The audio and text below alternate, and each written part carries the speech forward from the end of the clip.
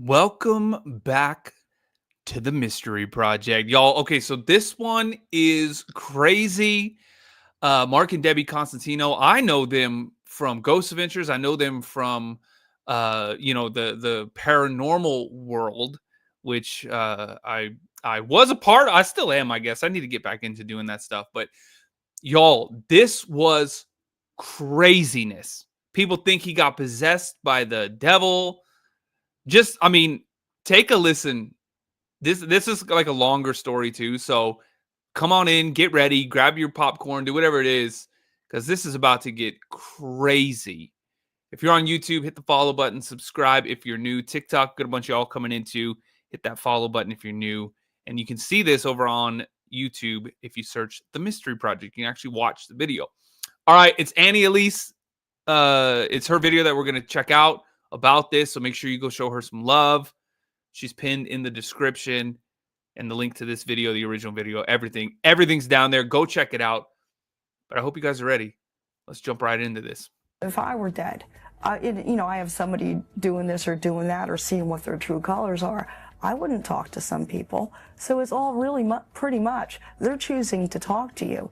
And, you better treat them right, because that's why we're here. The woman you just saw was Debbie Constantino, a paranormal investigator, reality TV personality, and one of the central figures in this case. Now, if you're into true crime, there's a good chance that you're also drawn to stories that are a little darker, ones that explore horror, the unexplained, even the paranormal. Now, Right. I'm not about to go full ghost hunter on you, don't worry, but today's case does involve some of that. And it comes straight out of that world. And it's one of the most hail. bizarre and haunting you guys stories hear it? that we have ever come across. It centers around a married couple that's featured on the hit show Ghost Adventures, a pair known for chasing spirits, exploring haunted places. But behind the scenes, their real life was darker than anything they ever filmed.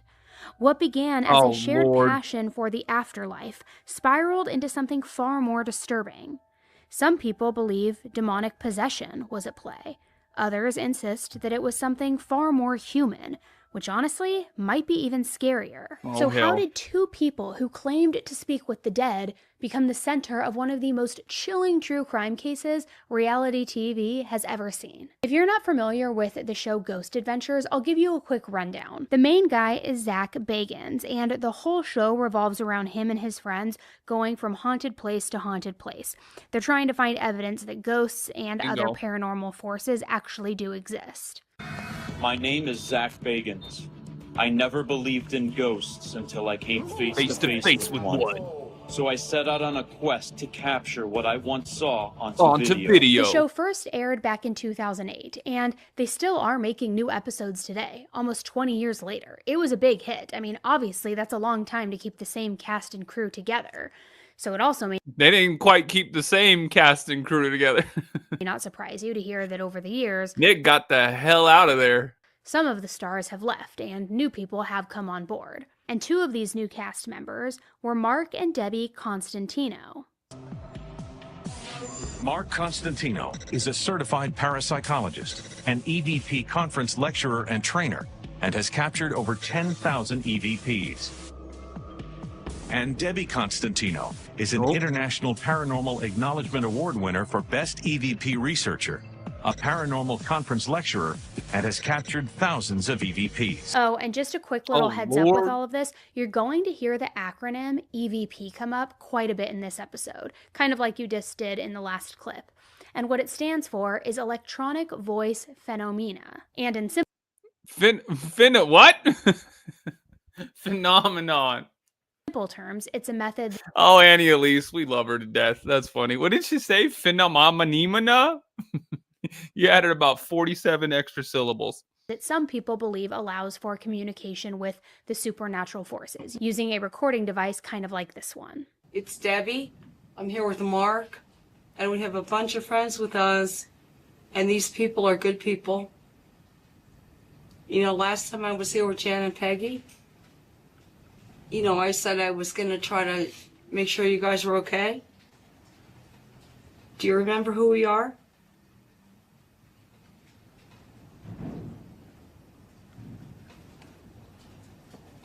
So anyway, Mark and Debbie were a married couple who were fascinated with the unexplained and the paranormal.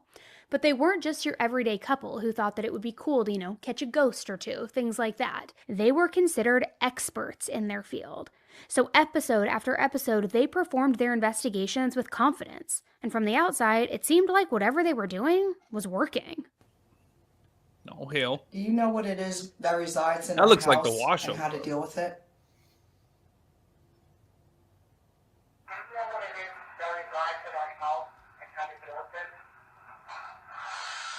Whoa. What the hell So is this man's that? right. I don't know, but you're asking about what's in our house. Oh, God. I don't know.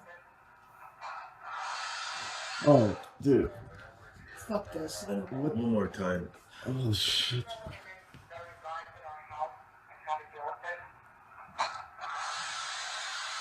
My God. That's... What in the hell is that? That is a crazy sounding thing. Gives me the chills. Timmy. It's right after I said, Aaron, do you yeah. know what resides in our house and how to deal with it? Yeah. He felt weird after Bobby Mackey's. Yup. I've been there. That Fuck place yeah, is Mark. How the hell do nuts. we ever get rid of it? I'm Mark. I'm Debbie, We're the Constantinos. We're EVP specialists. specializing in whispers, low amp EVP. We want to hear all the whispers so everybody, Goddamn Andy and Britt from Paranormal. well, you know how they are. I hope hearing's not necessary for EVP. It might be a while. Mark and Debbie also had great on-screen chemistry, which made sense. They were married in real life. They were a couple, but they played off of each other naturally, and that really made them stand out on camera. Now, were they household names? Not exactly. Ghost hunting is a pretty niche field, but in the paranormal community, and especially among ghost adventure fans, Mark and Debbie were basically celebrities. That said, though, to most people, They were 100% celebrities. Ghost Adventures was huge. I guess it still kind of is. they were just a regular couple with an unusual passion. It's not like they were getting mobbed in the public or being chased down by paparazzi. Their fame didn't come with these huge paychecks or luxury lifestyles. They were just two people who happened to build a name for themselves doing something that most people not only don't do, but many don't believe in. Now, as for a little of their backstory, Debbie grew up in Totowa, New Jersey, a town in northern Jersey not far from New York City. Although the important detail wasn't Debbie's hometown, it was the house that she lived in, because Debbie always claimed that it was haunted. She said that she had a sixth sense and that she could feel things that other people couldn't. And apparently being in that house, surrounded by what she believed were spirits, it kind of like woke up those abilities. And from that point on, she says that she could sense supernatural energy. Now, not long after, she met Mark, her future husband. And I don't know exactly how or where they crossed paths, but he also was from New Jersey. Unlike Debbie, though, he wasn't as deep into the paranormal stuff. To him, it was just something more of like a quirky interest, something cool, something mysterious, but certainly not something that you would build your entire life around. So after dating for a while, Debbie and Mark got married in 1989. And not long after, Debbie found out that she was pregnant, and the two of them were over the moon. They were so excited. They got married in 1989? To step into this next chapter of their lives together. But then came even more news. She wasn't just having one baby, she was having twins. So in 1991, they welcomed two baby girls, Sienna and Alyssa. Now, tragically, Sienna only got to experience 6 months of life before she passed away. And understandably, this sudden and very tragic loss really changed who both Debbie and Mark were as people, as parents, as everything. I mean, how could it not? That is a devastating tragedy to have to go through. Debbie was able to find some comfort in the fact that she believed in this afterlife, spirits, hauntings, things like that. But for Mark, he didn't really have that. He wanted some kind of proof that Sienna still existed in some form. So together, they set out on a shared mission. They wanted to find real, undeniable evidence that ghosts were real. Now, along the way, they welcomed another daughter, Raquel. And by the year 2000, the family packed up and left New Jersey behind, and they moved all the way across the country to Reno, Nevada. That's where their search for the supernatural only intensified. They began visiting haunting locations more frequently, chasing stories, doing everything that they could do to capture proof of the afterlife. Now, at the same time, they also threw themselves into the paranormal community. They were attending events, connecting with other investigators, and working hard to make a real name for themselves in that field. And through that world, they met a woman named Janice O'Birding. She became a very close friend and even later wrote a book about them.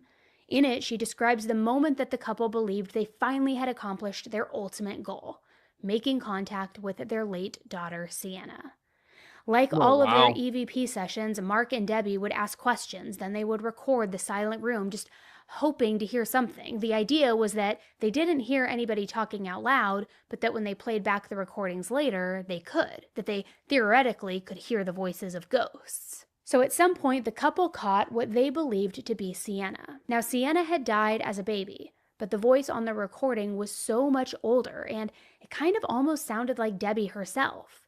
Her explanation to anybody who was a skeptic was that the spirits do age in the afterlife, so it made sense for Sienna to now be older. Now, unfortunately, there's no video of this particular EVP session, not one that I could find anyway, but the point was that they believed that they finally had proof of an afterlife through Sienna's connection. So after that, Debbie and Mark carried that ghost recording device with them everywhere. Almost any time they met somebody new. She said ghost recording device. It's just a digital recorder. And they were starting to make new friends, they would just offer to play the recording of Sienna 2 for anybody they came into contact with. It was almost like they took a ton of pride in it. They wanted it everywhere they went. Now, some people thought it was all bullshit, right? Yet others believed it. And I think it really... They were huge. I mean, they were massive in that field, y'all, in this field. Crazy. Comes down to what you... Spirit, thanks for the finger heart, dude. Appreciate you. ...believe about ghosts in general. It is good, Charlotte. Long drinks are good. TikTok, hit the follow button too, by the way. My name's Patrick. If you like true crime, I'm live every day.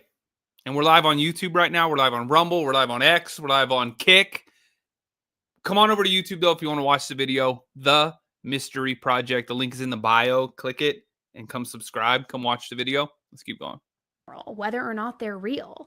And for me, I don't know if I necessarily believe in ghosts, but I do believe that when you pass away, you are still around somehow. And I guess maybe the word for that is ghosts. I don't believe in like Casper, you know how that goes, but like I do believe in spirits. Casper's a movie. If that makes sense. And maybe that's the same thing. Maybe I'm just being too, trying to isolate the two, but maybe it's the same thing. But I do take comfort in believing in that. For example, my dad who passed away in the fall, I take comfort in believing that his spirit is still around me, that I can talk with him, that he's listening in, that he's seeing my kids grow up. And maybe I'm wrong, but it is something that's comforting to me. Now, am I trying to get an EVP device to like hear my dad's voice? Fuck no. Sorry, but like hard no. That would freak me out. Whoa. But I do take comfort in feeling like he's around. So as their girls grew up, Debbie and Mark kept going to conferences. They were going to classes. They were going to everything, you name it. And once their daughters were old enough, they also got involved in ghost hunting as well. So eventually they decided to officially start their business as... I remember their daughter, maybe the oldest one, I think, like hated the mom. Like you're going to see this here in a minute. It gets crazy. Dilly, thank you so much. You're going ham right now. All the little hearts and everything. Thank you. Appreciate that. Y'all, thanks for the love. Thanks for the support on TikTok. Hit that follow button if you're new here. EVP experts. They even made a business card that they could use to hand out to people. And on the card it read, "Do you suspect you're not alone? We provide proof." And before long, people were hiring them to check out their stores, their apartments, their homes, where previous residents had maybe died inside the home, haunted houses, other places like that, just trying to get proof that the afterlife is real. Now, even better, Mark and Debbie always seemed happy and cheerful when they showed up for work. People just liked being around them because of their optimism. And from the outside, they seemed like the perfect couple too, building a beautiful family, a business from the ground up.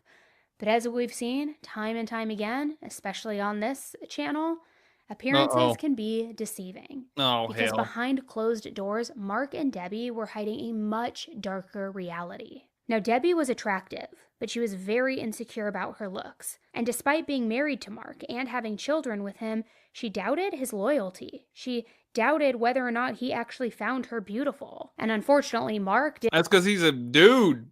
That is crazy. did very little to ease those insecurities, to make her feel more secure in herself. And remember their friend Janice, who I mentioned earlier? Well, she was a very close friend to them for many years, and she was also a big... Yeah, she looks young as hell right there. Debbie looks young as hell. She looks like she's about 14 years old in that. Soul Vanity in the house. Hey, you. Long time no see. Little heart me action too. Thank you. So kind. Let's keep going. Oh, maybe not. Oh, there it is. Name in the paranormal world. A bunch of times, she and her husband went on these cross-country ghost hunts with Mark and Debbie. And each time that Janice traveled with them, she couldn't help but notice how unhappy they seemed. Oh, hell. See, that's when it started. Living in a suitcase. Chasing ghosts, living out of a suitcase. I know the feeling. I did it from like 2020 to like 2023. Nuts. Yeah, things are good. Soul Vanity. How about you? There was one particular story, too, of Janice's that really stuck out to me. One time when Debbie was about 43 years old, she told Janice that she was thinking about getting some plastic surgery done. Which, I'll be the first to say, if that's what you want to do, I am all for it. Do you? I totally support it. However, I also do think that it should come from a place of something that you want to do for yourself, something to make yourself feel better. And according to Janice, this wasn't really the case. Debbie only wanted to get some work done because Mark had told her that she, quote, hit a wall, that she needed to improve her looks. You know. Damn, Mark, that is crazy. As in, she wasn't pretty enough for him anymore, and he wanted her to know and feel bad about it and encourage her to do some tweaks. So she was... Was she encouraging him to get some little tweakage too? Was she like, hey, you need to get to the gym, bruh?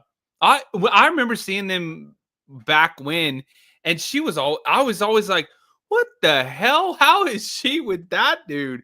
You know what it is? He's got one of two things.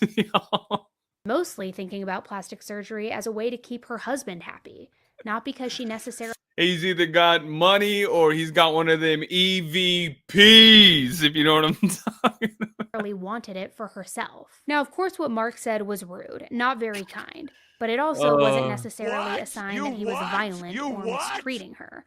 I mean, it's not a great thing for him to say to the woman that he's supposed to... Yeah, like that right there. Like, that is a crazy picture. If you can't see this, y'all, come over to YouTube, The Mystery Project on YouTube, and look at this picture right here. Look at her and look at him, and you're like, what the hell is going on there? Love and be married to and be loyal to. But for all we know, it could have also been a one-off comment. Maybe he meant to say something nicer and it came out wrong, or maybe he snapped while he was having a bad day. Who knows? The point is, the comment hit and the comment stuck. And for Janice, this wasn't the first moment that she realized that Mark and Debbie's relationship wasn't all as it seemed to be from the outside. How dare you! She started seeing more signs after that conversation. Because as it turned out, Debbie had a lot of other stories to tell about Mark's bad behavior. She had started with the plastic surgery one, which was more, low stakes, kind of trying to test the waters, see how Janice was going to react. But then after that conversation, she ended up getting the surgery. And it went well. There were no major problems. But she continued opening up to Janice afterward. And the things that she now was having to say about Mark, they just got worse and worse. Another time when they were traveling in Alabama, Debbie was in the car with Mark, Janice, and Janice's husband. They were all trying... That doesn't even look like them. Is that them? That looks like an AI picture of them. That's not them, y'all. Is it? I don't know. That looks crazy. Trying to figure out where they wanted to stop and where they were going to eat. And that's when Debbie brought something up. And I'm just going to read a transcript of that conversation because it is very wild and very crazy. The story goes, Debbie asks, "Did I ever tell you about Mark's first wife? She was ugly. They were 18 and in the Air Force, and the bitch still wants him. Do you believe that? The fucker is still hounding him and my kids." To which Mark replies, "Deb, this is old shit." And then Debbie says, "You know the ugly fucker is still after you." Oh my God. Just out of the blue, randomly gonna say that? That is nuts. That's why we don't use our last name on MySpace. I don't want the bitch calling... Oh God, not the MySpace. See, this was a long time ago. ...my house. She called one time and talked to my kids. I don't want that fucker knowing anything about us. But maybe you still want to talk to her. Yeah, maybe you still want some of that. So then Debbie laughed and Mark just yelled, fucking asshole, which, I mean, talk about the walls coming down, right? Janice had only been working with the couple for a few weeks at this point, and she was already witnessing moments like this firsthand. And it's also worth pointing out, this wasn't new behavior. According to Janice, the tension and the mistreatment, it had been happening long before Ghost Adventures ever even entered the picture. It's not like fame created these issues. They were already there. But based on just those two stories alone, if what Janice shared is true, one thing is clear. The relationship Mark and Debbie showed to the world was not the one that they were actually living. And in hindsight, people started watching videos or interviews of the couple, and they could point out times where they did seem annoyed with each other. Like maybe their rocky relationship was peeking through their very carefully crafted persona after all. Take a look at this video as an example. So we're back, interview 22, 23, take one. You could have answered. From point A to point B? Yeah. Hell if I know. Well, I'll tell you. No, I'm white kidding. Do She kind of veers off like topics right. while we're talking. Anyway, well, you brought it up. Don't, because They're going to cut it, no? Hi, I'm Mark. And I'm Debbie. Constantino, and we are EVP specialists. Now, of course, that video doesn't prove that they were in an unhappy or abusive relationship. But when It looked like they were in a happy relationship. Looked like they were messing around with each other. I watched it, it did kind of make me cringe a little bit. And maybe I'm biased since I already know the story, I don't know, but it just seems obvious. So after the trip where Mark and Debbie were arguing in front of Janice, she pushed that awkward encounter to the side. They were more business acquaintances than friends, so she really just wanted to kind of stick to ghost hunting, networking, and keep it all even-keeled, right? So this is when Janice decided to introduce Mark and Debbie to Zach Bagans. So really, she's kind of the one who sort of the ghost bro, he's making the appearance. Started their entire TV careers back in 2008. And before you know it, they were stars on Ghost Adventures. Aaron's vlog. We're in the middle of the night, still hunting. Didn't Zach Bagans, I saw something recently where he was dating the Holly Madison girl, and there was all kinds of drama. I guess they broke up or something like that. He cheated on her or something crazy.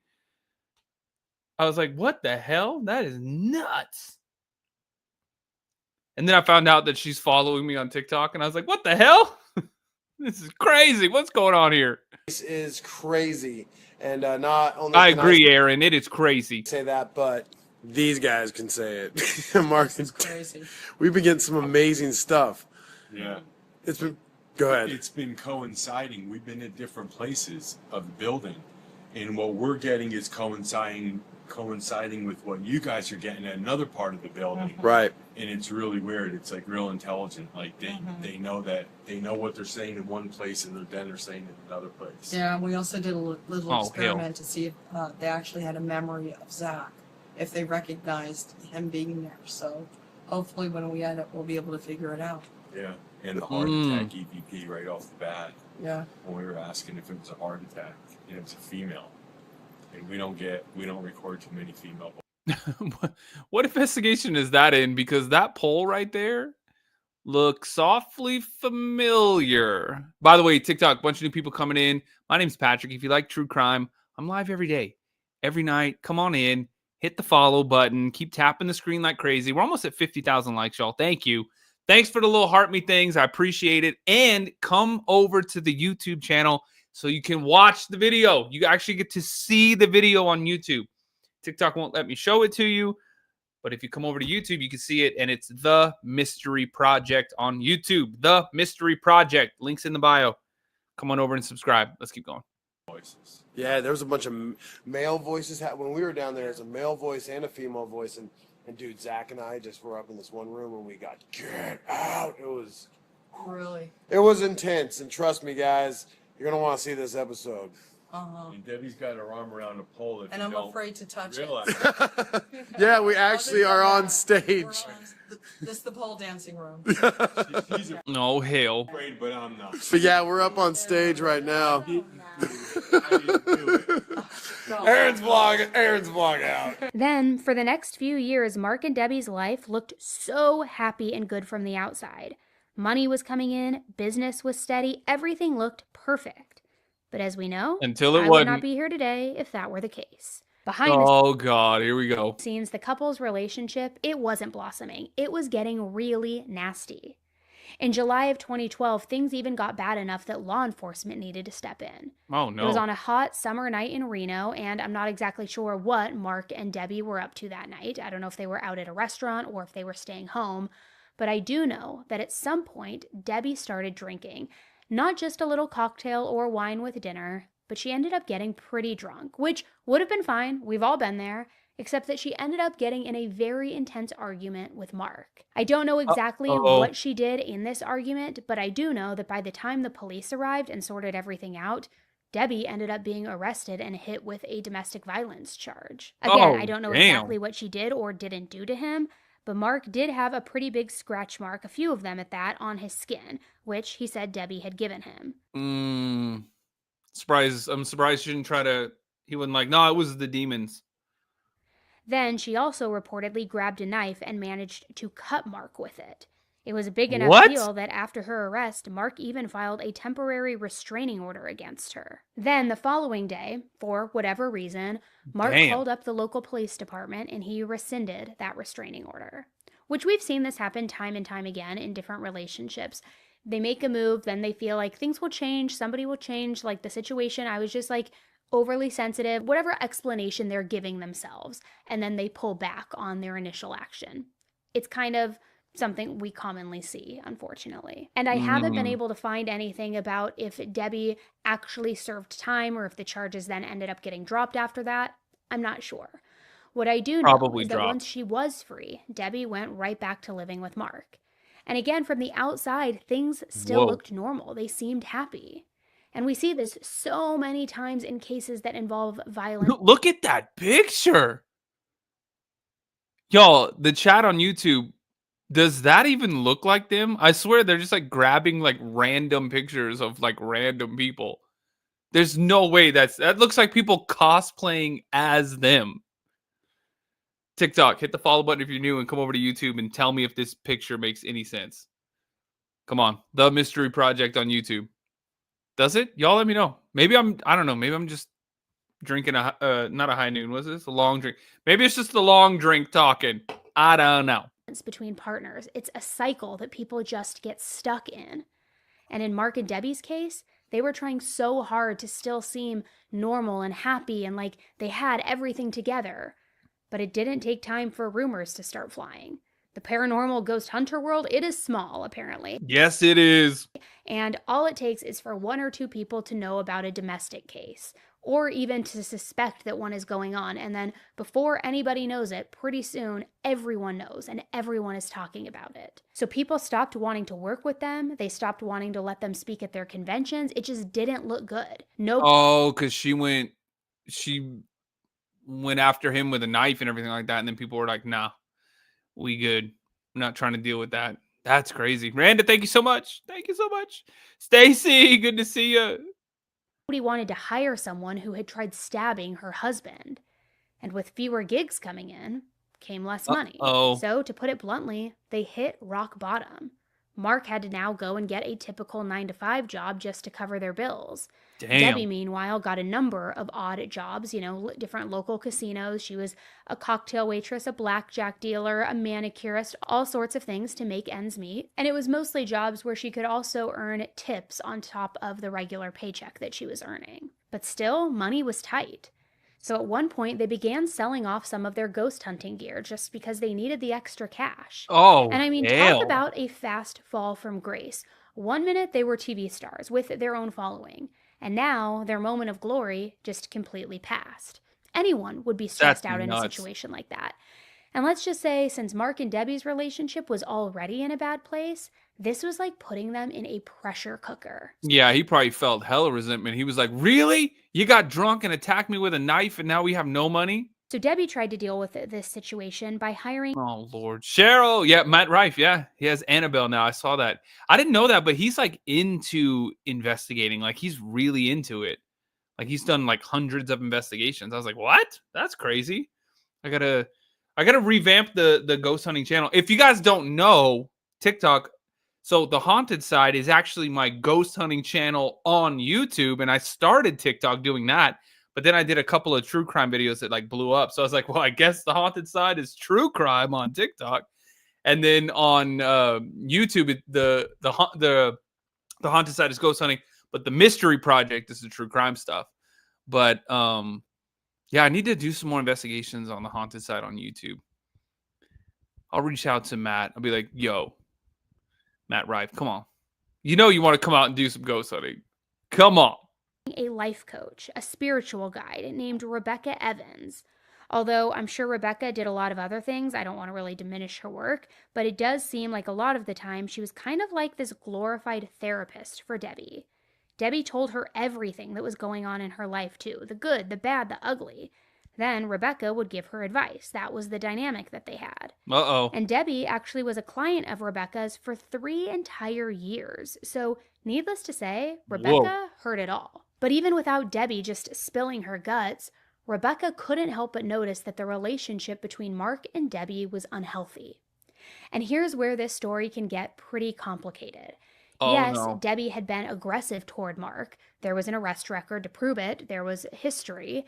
But apparently the aggression and the mistreatment was very two-sided. It was a lot of equal back and forth. And even though we don't know the exact details of what Debbie told Rebecca, it was enough that it had her concerned.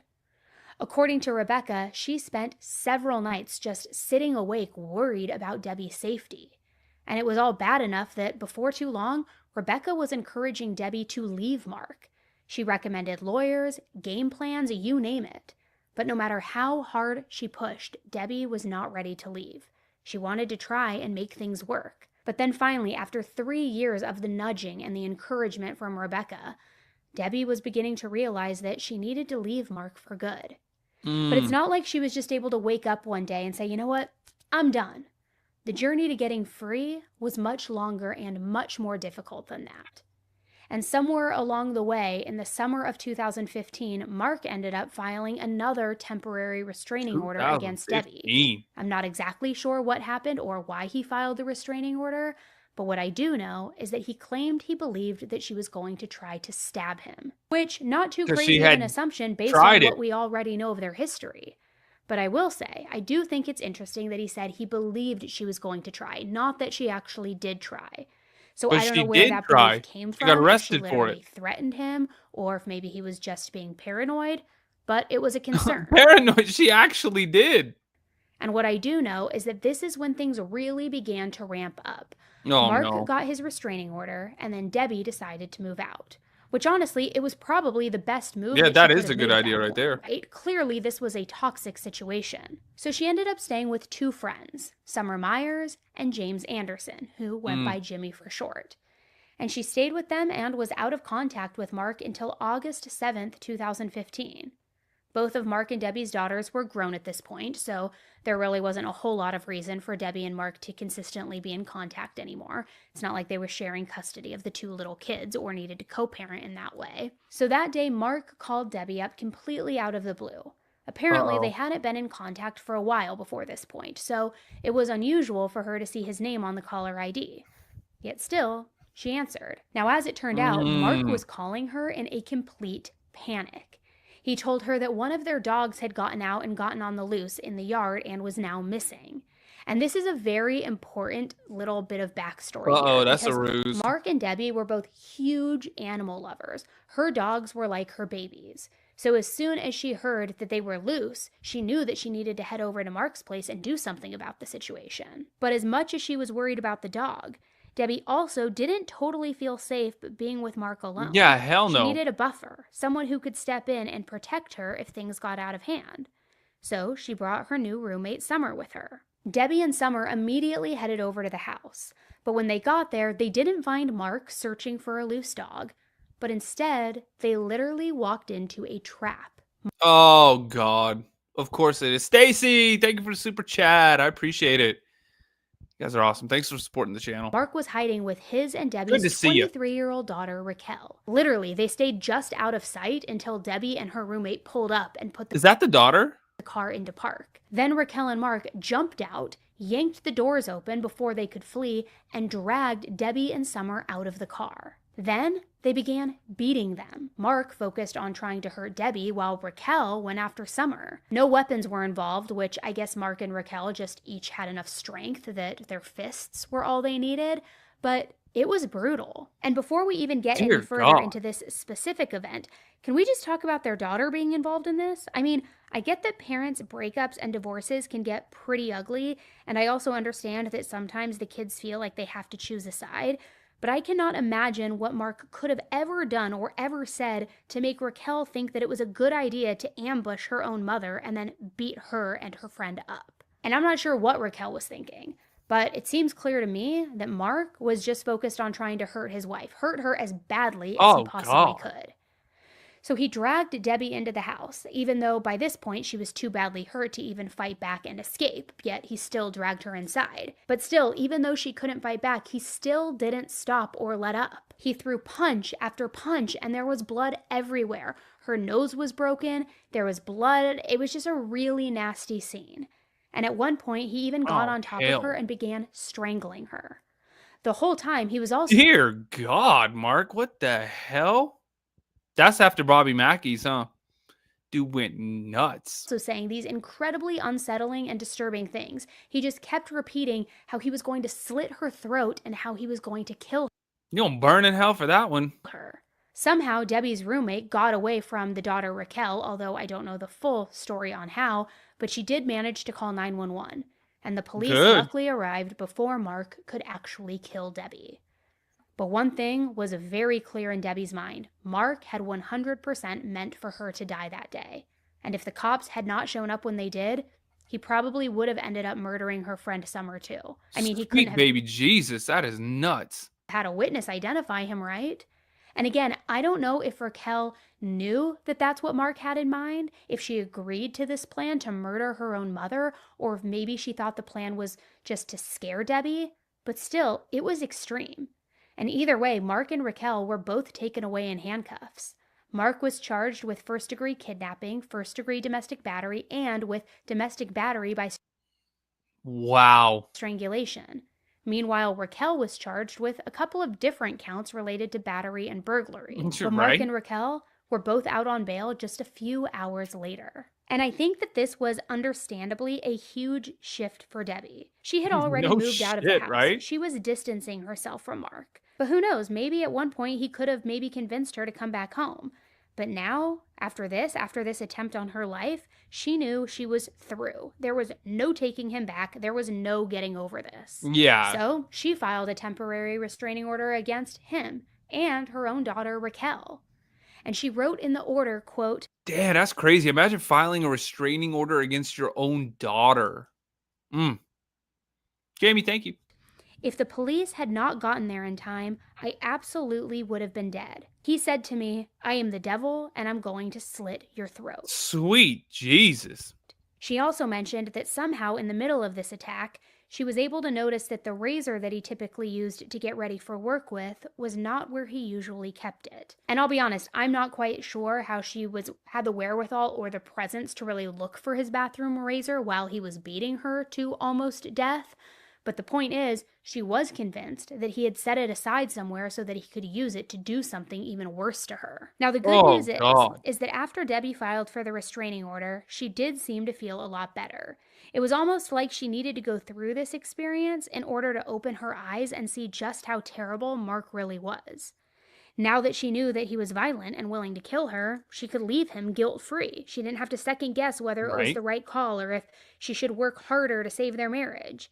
And at one point, she even told Rebecca that she felt genuinely happy for the first time in a long time. So on September 11th, 2015, while she was feeling safer and in good spirits and positive and looking forward to the future, she officially filed for divorce. But then, just 11 days later, on September 22nd, 2015, all hell broke loose. At 6:30 a.m., Debbie's roommate and friend, Summer, called 911. She was in a complete panic, and she told the police that she had just gotten home after spending the night at her boyfriend's house, and that when she pulled up to the house, the garage door was open. When she was in front of the house, she also noticed that the bathroom light was on. Now, she thought that it was weird because Debbie was very particular about safety. She had been ever since even before Mark had attacked her. She never would have left the garage door open like that. You know, open so that anybody could come in or go out. Not to mention, it was still really early, so the bathroom light still being on? It was odd to her. Even if one of the roommates was awake, they surely would have turned the lights off after using it. It's such a small detail, but it was something that made her feel incredibly uneasy. So feeling nervous, Summer walked into the house, and that's when she found one of her roommates. Jimmy was lying on the floor right there in the hallway. At first, she thought that he had passed out because his clothes were a bit disheveled, a little bit of a mess. But then she saw blood pooled around him, and she saw blood spatter on the wall. It was clear that he was no longer alive. He had been shot point blank right in the head, and Jimmy was only 55 years old. And even though he wasn't much older than Debbie or Summer, he was described as being like their older brother.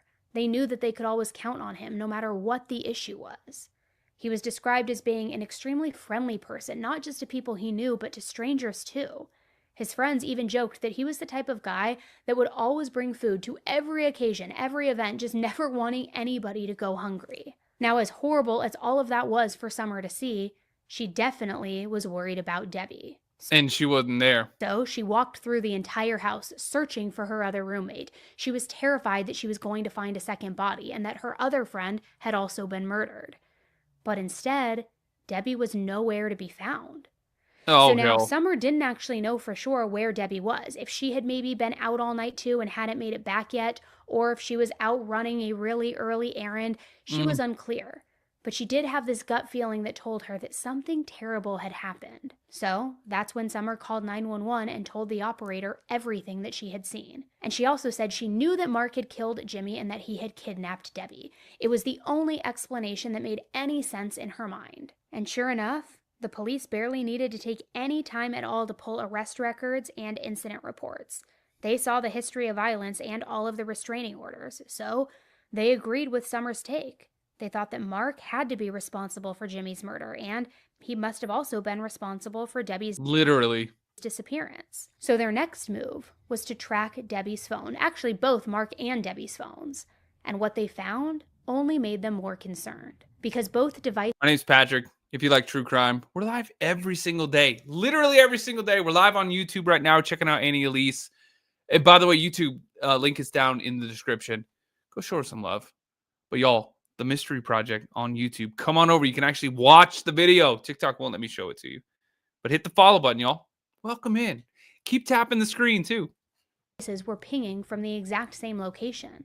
The Courtside Garden Apartments in Sparks, Nevada, just minutes from downtown Reno. Oh, hell. Now, why did that location matter?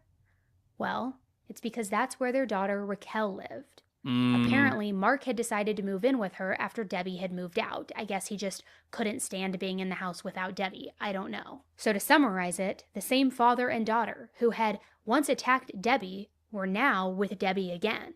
She was clearly in danger, and the police were not willing to waste another second. So multiple patrol cars and a SWAT team and even the local news crews all rushed to the scene. The entire apartment complex was placed on lockdown, along with nearby schools on lockdown too. And all the authorities would confirm was that an active hostage situation was underway. Officers surrounded the apartment. They knocked, maybe hoping Mark would surrender peacefully. But unfortunately, that is not at all what Mark was about to do. TikTok, come on over to YouTube and finish this off. TikTok's getting crazy. You know how the overlords are. So come on over, y'all. The Mystery Project. It's in the bio. Click the link. Come subscribe. Come finish this video. There's about 10, 15 minutes left. The Mystery Project. Search it on YouTube right now. Come on over. Let's go. I'll see you over there. And YouTube. Okay. Whew. Now we're free. Now we're free. We can actually talk. All right, let's go.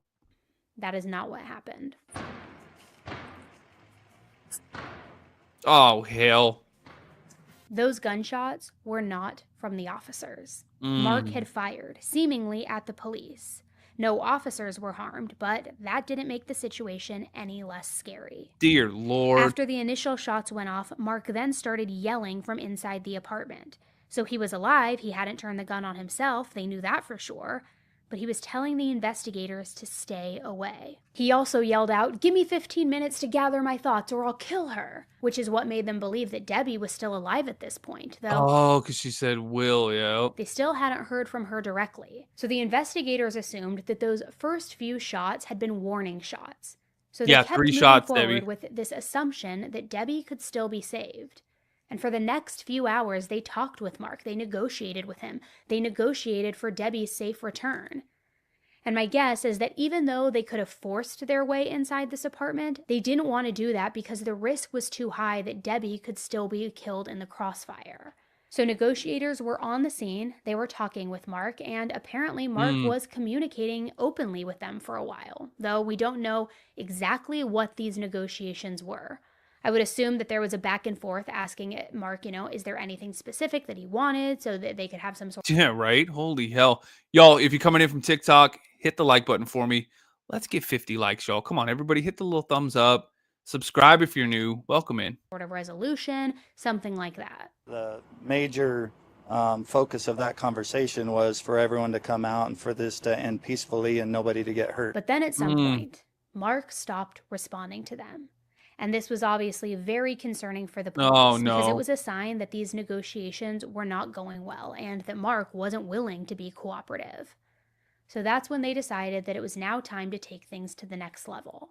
The clock was ticking and time wasn't on Debbie's side anymore, so they had to be quicker about getting inside. Right. The officers ended up using explosives to blow down the door and to gain access to the apartment. Sweet and it had Jesus. been 7 hours at this point since the beginning of the standoff. And by the time they got inside, it was already too late. Mark and Debbie were both already dead. Oh, Mark God. had shot Debbie twice in the face before eventually turning the gun on himself. Raquel, their daughter, wasn't inside the apartment. In the end, it had only been Mark and Debbie, which, fortunately for her daughter, she survived this. Now, there's no evidence that Mark had strategically planned to do this murder-suicide. Never any sort of evidence that this was the plan for it to take place. But a lot of people believe he knew that he was going to end he and Debbie's lives that day.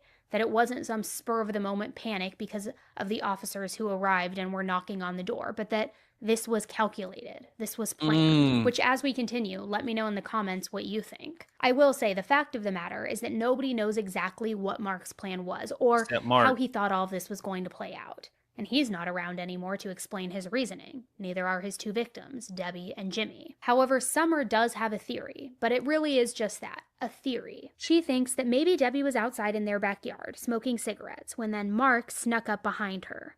Her theory was that he had to have ambushed her outside because Debbie would have never let him inside if he showed up at the door. She thinks he probably showed her that he had a gun and told her, you need to cooperate or I'm going to shoot you.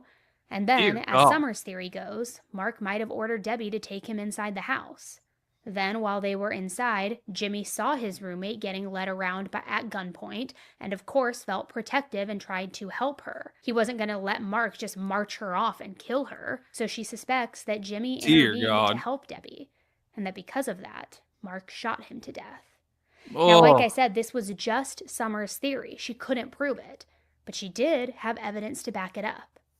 The first piece of evidence had to do with the state of the house when she came in and found Jimmy's body. She said that she saw a bunch of things on the kitchen counter. Some good wine glasses that belonged to her, a bottle of vodka, cigarette butts, but none of them had been out when she had left the house the night before to go over to her boyfriend's house. And Summer had pretty strict rules about when and how her glasses could be used, apparently. She was okay with her roommates using them, Debbie and Jimmy, enjoying a nice glass of wine here and there, but she never would have let them drink vodka out of these glasses. And Debbie and Jimmy knew that. On top of that, they had a very strict no smoking in the house rule. So that didn't add up either. So based on that, Summer's thought was that Mark was the one who was smoking. He was the one who poured the vodka into those 2 wine glasses. Maybe after he had killed Jimmy and while he was holding Debbie at gunpoint, maybe during whatever situation was unfolding, just the thought that is that he decided that everybody needed, a good stiff drink, or that he and Debbie were going to talk over vodka. Maybe that was his way of trying to de-escalate the situation or toy with his wife. I don't really know. But this next part seriously breaks my heart because Summer believes that Mark didn't actually kidnap Debbie after that point. Instead, her assumption is that it was Debbie's idea to go back to Raquel's, that she suggested the idea to Mark. Oh, because she knew her friend was going to be getting home. And she says the reason that she might have done that was because she might have wanted to protect Summer. The theory goes that it was getting close to 6:30 a.m., and Summer always returned back from her boyfriend's house at the same time. She was very strict and very particular about her schedule. So Debbie knew that if Summer got home and walked into the house and saw this hostage murder situation in progress, that Mark could have turned the gun on her. He could have murdered her just like he already murdered Jimmy. And Debbie didn't want her husband to kill another one of her friends and roommates. So Summer thinks she said what she had to in order to convince Mark to leave her place and go to another location. That she may have known that she was basically signing her own death certificate with this plan too, but that she gave her life to save her friend. And like I said, that's Summer's theory, but her arguments do hold up because that does make there's sense. a certain sense to all of it. The point is, though, there's so much we don't know. And of course, as you'll see in a lot of cases like this, there are a bunch of unknowns and uncertainties. The case went viral, lots of people read about it, lots of people learned about it, and with that, everyone had a take or a theory. Lots of people took sides too. Some people thought that Debbie was the problem, that she was the violent one, that she's the one who pushed Mark over the edge until he snapped. While other people made it sound like Mark was the problem the whole time. Even if she did that, like, you don't take someone's life because of that. You get a divorce and move on with your life, and they move on with theirs. And frankly, a lot of times with these sort of toxic relationships, everybody who's involved acts badly. And I'm not saying that to victim blame or to say that Debbie brought the murder on herself, not at all, but I am saying that when it comes to this kind of mistreatment, it can mess with people's minds and it can make them act in ways that they normally wouldn't. I can accept that Mark and Debbie probably both did things that were not okay, and that, of course, doesn't in any way justify murder or any loss of life. Right? Certainly not. But I also think it's worth mentioning that one person did very publicly take a side. Mark and Debbie's daughter, Raquel. Because after the deaths, she posted this on Facebook. Yeah, she sided with Mark. She was saying that it was all the mom's fault and that, well, listen. This is Mark and Debbie's daughter. None of you knew my family or the abuse we lived through. My daddy is in heaven watching out for me and my sister. My mother is burning in hell where she belongs. I won't reply to anyone on this post. Wow. So there were, of course, a lot of conspiracies going around after the murders, and it should be no surprise that some of them were fairly out there. I mean, after all, Mark and Debbie made a career out of ghost hunting, and they had a huge fan base who believed in the supernatural, so it was only a matter of time before those theories and rumors started to take flight. Oh, he was possessed. So, of course, some people were speculating maybe that they Mark both were. was maybe possessed by demons of some kind, or that some kind of evil spirit forced him to do what he did. Now, do I believe that? No, I don't know. I kind of believe in the Amityville horror. This feels different, but that was a working theory and rumor out there. But regardless of what you believe, the idea that Mark was possessed by demons, it gained a lot of traction in the paranormal world. And it wasn't just this case fueling that belief. A more recent scandal involving another ghost adventure star only reinforced those ideas for some people. Which, to give you a quick snapshot, this one involved Aaron Goodwin. His wife allegedly hired a hitman to kill him, but thankfully, she did. The plan all fell apart before anything Didn't she get like 9 years or something like that? She got like 9 years in prison, I think. Tragic could happen. Now, to me, that sounds like a wild but straightforward true crime case. But for others, it added to the belief that these paranormal investigators had tapped into something dark, something demonic, something that was now wreaking havoc on their personal lives. And let me know if you want me to do a deep dive into that case, if that's something that you are at all interested in, because I certainly can look into it and tell you all the information I know. I also will note that if you checked out this video and now you want to go and watch Debbie and Mark's old ghost adventure episodes, good luck. There are a small handful of clips on YouTube, but for the most part, all of the old footage has been scrubbed from the internet. I think that they were taken down out of respect for the victims. But then, a few years ago, the Ghost Adventures team actually went back to a location that they had once investigated with Mark and Debbie. Yeah, the Washoe Club. And supposedly, they captured recording that seemed to be Debbie's ghost talking to them. And it's not what was being said that was really all that astounding, but more so that the whole crew felt like it sounded like Debbie's voice. Wait, who is that lady? Listen.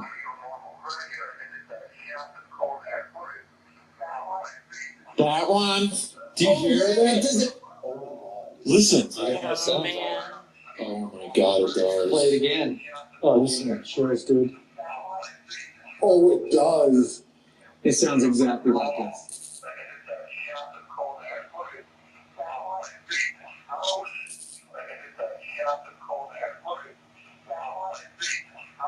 That does sound like her. It's Debbie. I personally couldn't really tell, but you know, if that comforted them in any way, then good for them. I'm not going to try and negate that. Whether you believe in the paranormal or not, one thing is clear. The real horror in this case was not captured on EVP.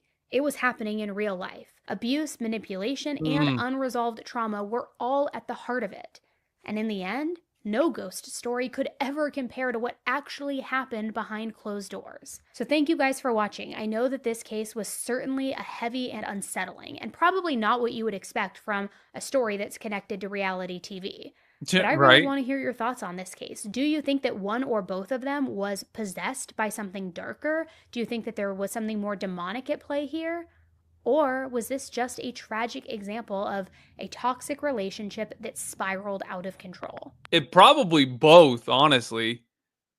Some demon stuff, some craziness, everything in between. That is nuts. Y'all, do me a favor, YouTube, hit the like button for me. Hit the subscribe button if you're new. And I'll see you guys later on tonight. See you on the next one.